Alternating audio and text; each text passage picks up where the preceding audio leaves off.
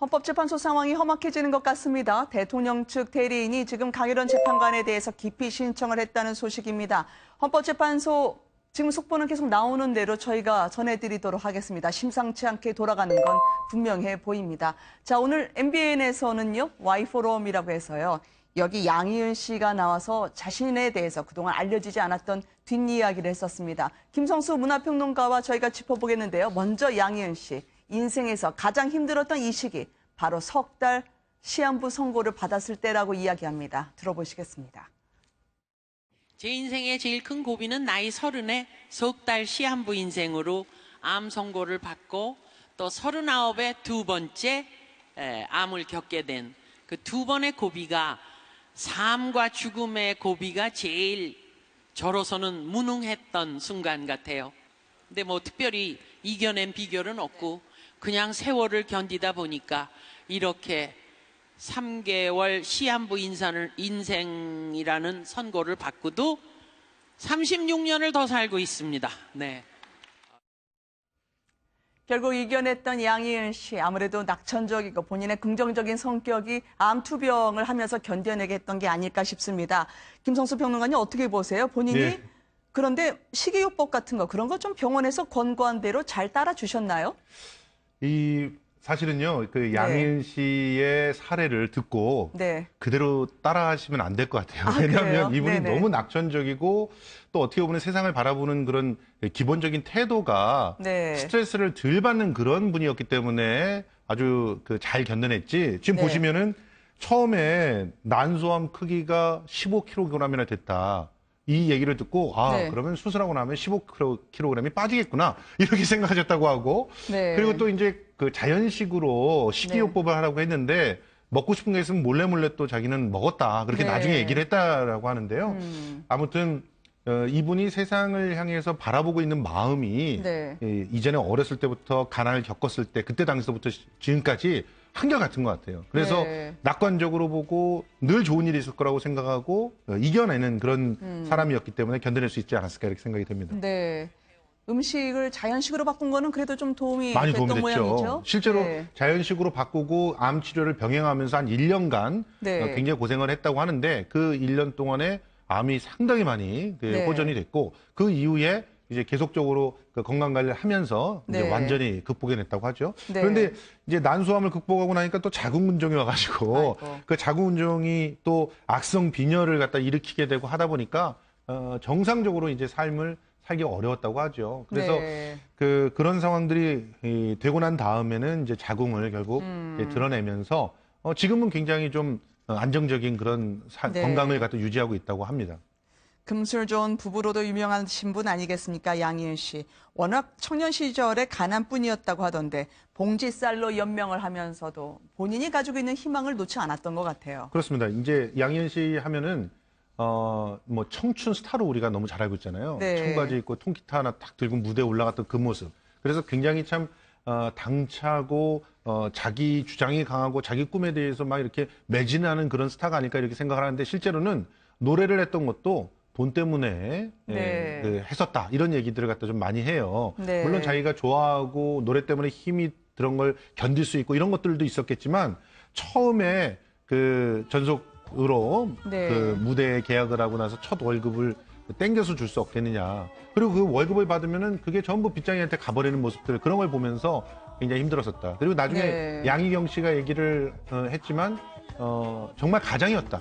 네. 언니가 가장이었기 때문에 견딜 수 있었다. 이런 얘기를 하고요. 네. 실제로 그때 당시에 힘이 될 수 있었던 사람들은 같이 노래 부르고 그 자기의 그 봉지쌀을 나눠주기도 했던 그런 친구들이었다. 이렇게 회상을 하고 있는데 네. 정말 뭔가 마음의 의지가 될 수 있는 그런 어떤 공동체들이 있지 않으면 이런 네. 어려움들을 견뎌내기 힘들지 않나 생각이 됩니다. 요즘 양희은 씨는 그럼 어떻게 살고 계시나요? 요즘 뭐 그 라디오도 열심히 하시고 네. 특히나 라디오 같은 경우는 지금 30년 넘게 네. 그 줄기차게 마이크를 지키고 있지 않습니까? 네. 처음에 마이크에 딱 올라서서 데뷔를 할 때는 15분 동안에 온에어가 켜져 있는데 말을 하지도 못해가지고 바로 잘리기도 했다고 하는데 네. 지금은 뭐 마이크 앞에서나 옆에서나 그 출연하고 있는 사람들을 굉장히 편안하게 해줘서 네. 이야기를 술술 나오게 하는 그런 대표적인 여성 그 DJ입니다. 그래서 네.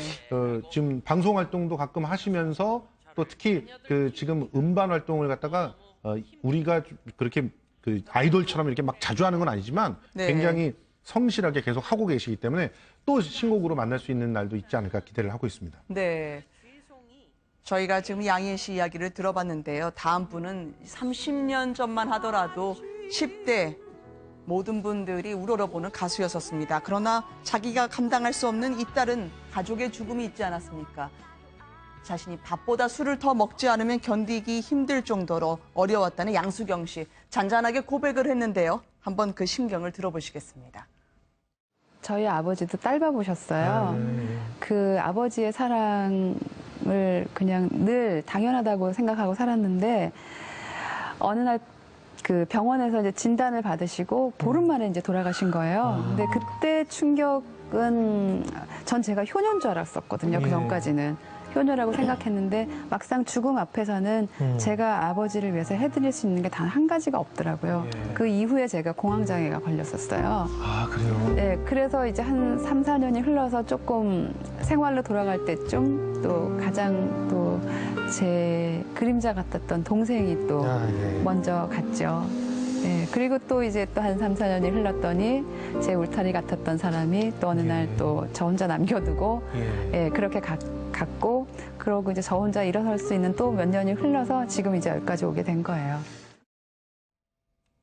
다시 돌아오기까지 너무 많은 시간이 흘렀네요. 양수경 예. 씨 말이죠. 그렇습니다. 실제로 양수경 씨는 90년대의 최고의 스타였습니다. 네. 지금 이제 저도 어제 그 양수경 씨가 나왔던 예능 프로를 일부러 그 챙겨서 봤거든요. 네네. 여기서 이제 자기가 그 히트 앨범들을 모은 네. 그레이티스트 히트를 갖다가 들고 와서 친구들한테 나눠주더라고요. 근데 거기 네. 있는 노래를 가지고 즉석에서 노래방이 만들어질 정도로 모두가 다 기억하고 있는 그 넘버원 히트들이 너무 많아요. 그렇게 네. 사랑을 받았었는데 99년도에 결혼 이후에 딱 이제 활동을 끊었죠. 근데 네. 여러 가지 이유들이 있었던 것 같아요. 그러니까 늘 다시 재기를 한번 하겠다라는 얘기들이 있었는데 그럴 때마다 아버지 돌아가셨죠. 그 다음에 또 지금 동생이 네. 또 한 3년 후에 죽었죠. 아이고, 네. 그리고 가장 결정적인 게 남편의 죽음이었는데 이 남편 변두섭 씨는 예당 엔터테인먼트 대표인데 네. 예당 요즘 말로 하면 SM이라고 보시면 됩니다. 아. 그때 최고였어요. 뭐 최성수, 뭐 심지어 서태지의 판도 예당에서 나왔어요. 네. 그래서 자기 스스로가 DJ를 하면서 그 새칭 그 가수들을 발굴하기도 했고 그 발굴한 대표적인 가수가 양수경 씨인 거죠. 양수경 네. 씨 매니저 역할을 했었어요, 처음엔. 그리고 그 음반 회사를 키워서 그야말로 굴지의 회사로 키워놨는데 네. 이제 사실은 그 새로운 그 사업적인 어떤 흐름이 네. 음원 중심으로 바뀌지 않았습니까? 그렇게 되면서 결과적으로는 사업이 기울었고 그리고 네. 가슴 아픈 선택을 하게 되는 그런 상황이 네. 벌어졌던 거죠. 양수경 씨 참 창밖의 빗물 같아요. 그런 아픔이 흘러내렸던 양수경 씨가 두 발로 일어서려고 하는데 많은 분들에겐 참 안쓰러움을 주면서도 그래도 이제 본격적으로 가수 활동을 하게 되는 거지요. 예, 그렇습니다. 지금 그레이티스트 히트 앨범을 갖다 지금 냈고 또 네. 신곡도 조만간 낸다고 하고요. 네. 그리고 특히 양수경 씨 같은 경우는 아직까지도 그 자기 가창력을 갖다 고스란히 잘 유지를 하고 있어서 충분히 특히나 지금 90년대에 대한 복고 열풍들이 아직까지 그러게요. 강하지 않습니까? 그런 측면에서 네. 살아남을 수 있는 그런 가수라고 다들 손꼽고 있습니다. 네. 그런 측면에서 앞으로의 활동이 더 기대되는 가수다 이렇게 볼 수 있겠습니다. 갑작스러운 이별 때문에 많이 힘들어했었는데 밥보다 술이었다는데 지금은 좀 거기서는 헤어나올 수 있게 된 겁니까? 실제로 방송 네. 활동을 시작을 하게 된 이유가 실제 몸도 꽤 긴 시간 만드셨다고 해요. 그런 네. 이유가 목표가 명확하게 있어야 이런 시간을 극복할 수가 있겠다. 이런 네. 생각을 하셨다고 하니까 이제부터는 정말 좋은 일들만 있기를 특히나 이 공황장애 같은 경우도 극복할 수 있는 일들이 자기 뚜렷한 일이 있고 또 거기에 대해서 행복을 느낄 때만 이걸 극복해낼 수가 있거든요. 네. 그런 측면에서 앞으로 기대를 좀 해봐야 되지 않을까 생각을 합니다. 사실 준비하고 무장하지 않았는데 사랑하는 사람을 갑자기 석 달 만에 몇 달 만에 떠나본다는 건 그건 참 그리고 힘들죠. 나서 또 악플로 굉장히 많이 시달렸어요. 아, 그래요? 회사가 거의 공중부대 되다시피 하는 그런 절차를 겪게 되는데 그때 네. 뭐 주식으로 손해보신 분들 모두 다 양수경 씨한테 헛된 소문들 퍼뜨리고 그러면서 아. 공격을 했었는데 남편 죽어서 정말 그야말로 오갈 데가 없는 그런 상황인데 그런 아픔까지 겪으니까 굉장히 힘들었던 상황이 있었을 거라고 봅니다. 알겠습니다. 오늘 말씀 감사합니다. 고맙습니다. 고맙습니다.